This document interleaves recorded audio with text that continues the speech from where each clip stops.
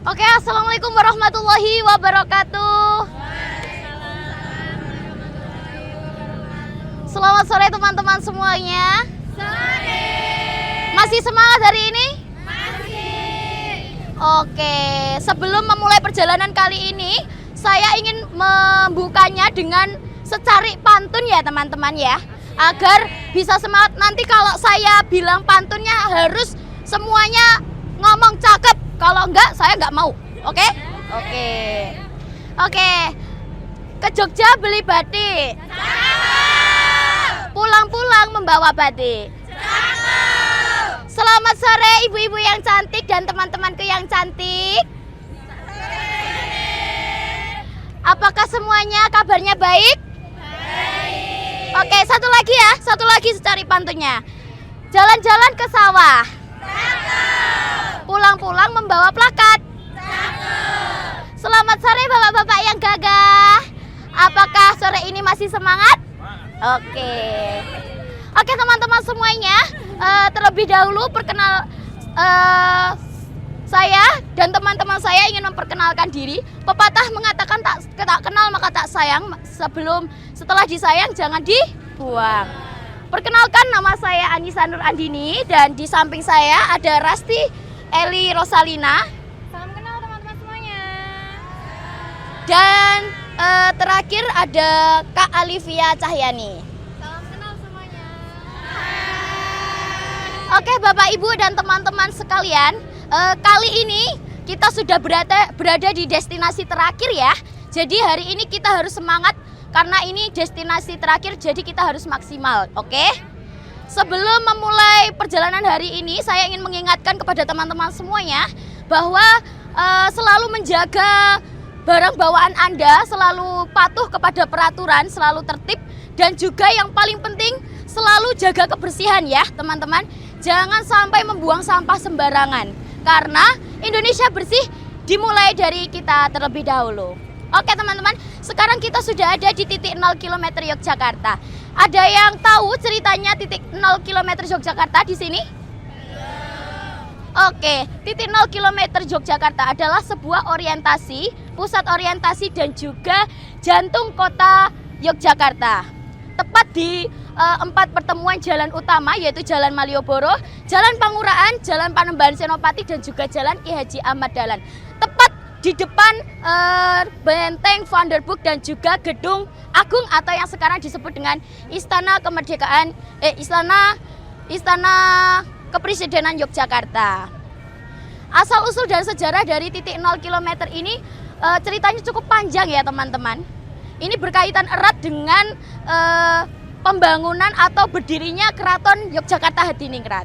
Jadi singkat ceritanya, setelah perjanjian Giyanti tahun 1755, Sultan Hamengkubuwono I membangun Keraton Yogyakarta Hadiningrat di sebelah timur Sungai Kode untuk melindungi wilayahnya dari serangan Belanda.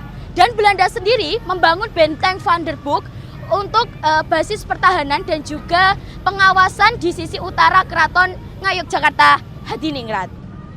Jadi titik 0 km Yogyakarta ini adalah pusat aktivitas seni, budaya dan juga aktivitas ekonomi masyarakat Yogyakarta teman-teman. Di malam hari, titik 0 km Yogyakarta ini berubah menjadi pusat favorit wisatawan untuk nongkrong, untuk menikmati pertunjukan seni yang nanti akan diselenggarakan mungkin nanti malam atau besok ya teman-teman. Di sini sudah ada panggungnya dan juga tempat berfoto dan juga aktivitas seni ekonominya Yogyakarta teman-teman. Jadi kalian bisa memanfaatkan waktu ini sebaik-baiknya untuk mengeksplor bagaimana keindahan Yogyakarta. Karena Yogyakarta itu selalu ngangenin teman-teman. Ya, semuanya ngerasa nggak sih kalau seumpamanya ke Jogja itu rasanya pengen kembali terus? Ya karena ya Yogyakarta itu punya magnet. Bukan karena megahnya tempat wisatanya, tapi juga keindahan, keramahan dan juga kesederhanaan yang tak lekang oleh waktu, baik dari masyarakatnya, makanan dan tempat sudut semua wisatanya teman-teman.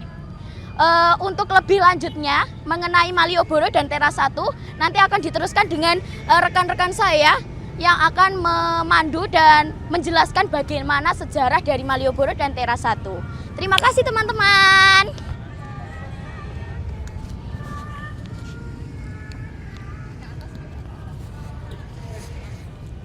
Baik, selamat sore teman-teman semuanya. Selamat datang di kota Yogyakarta. Sebelumnya perkenalkan, saya Rasti. Di sini saya akan menjadi pemandu wisata teman-teman semuanya dan juga saya akan menjelaskan sedikit tentang Jalan Malioboro. Jadi, teman-teman semuanya, Jalan Malioboro merupakan salah satu jalan yang berada di pusat kota Yogyakarta. Jalan Malioboro sendiri merupakan salah satu dari ketiga jalan yang berada di pusat kota Yogyakarta yang terbentang dari Tugu Yogyakarta. Ada yang tahu Tugu Yogyakarta? Ya, itu sampai ke perempatan kantor pos kota Yogyakarta. Nah, nama Malioboro sendiri berasal dari bahasa Sangsekerta, yaitu Maliabara, yang artinya karangan bunga.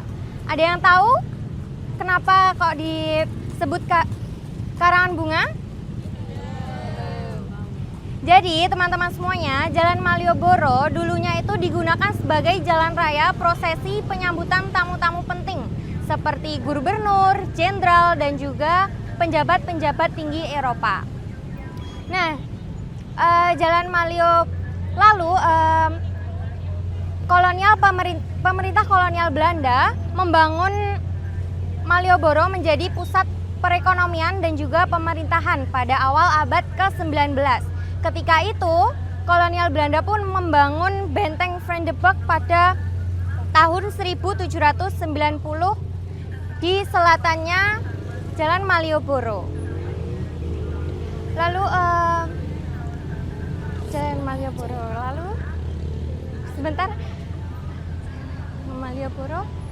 Lalu teman-teman semuanya, seiring berjalannya waktu, Malioboro pun berubah menjadi pusat perekonomian dan juga perdagangan karena kehadiran berbagai pedagang dari berbagai etnis dan juga pembangunan toko-toko di sepanjang jalan. Seperti yang bisa kita lihat di kanan dan juga kiri teman-teman semuanya. Mungkin ada gedung, ada toko, atau mungkin ada tempat makan dan sebagainya. Dan juga ada beberapa pedagang yang menjual seperti batik, kaos Jogja, aksesoris, dan juga oleh-oleh lainnya.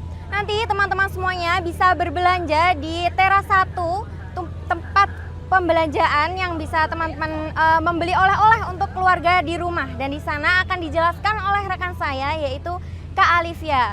Untuk Kak Alivia, saya persilahkan.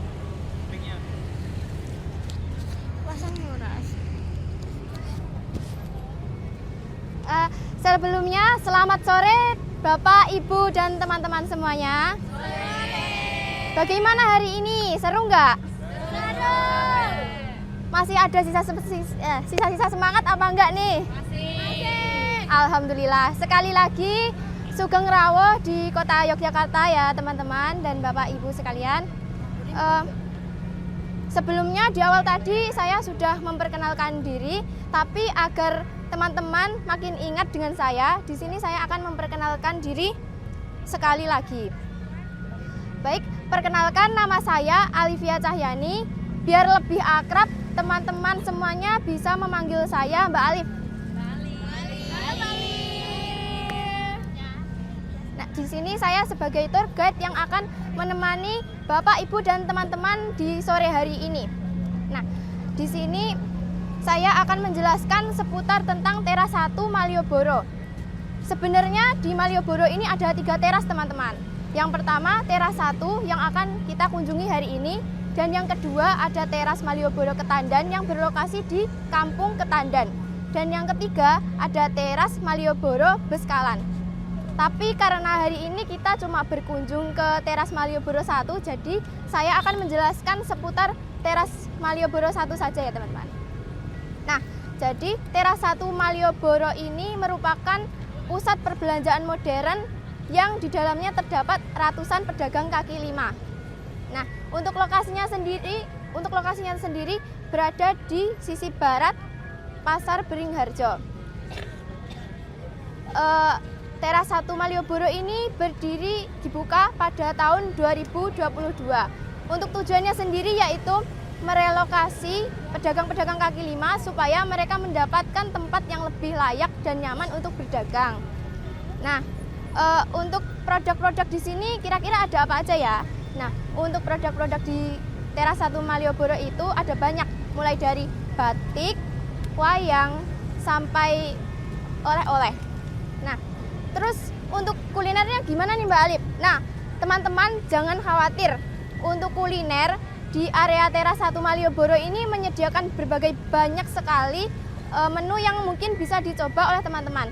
Mulai dari gudeg, bakpia, wedang ronde, serta sate. Nah, teman-teman nanti jangan lupa beli ya.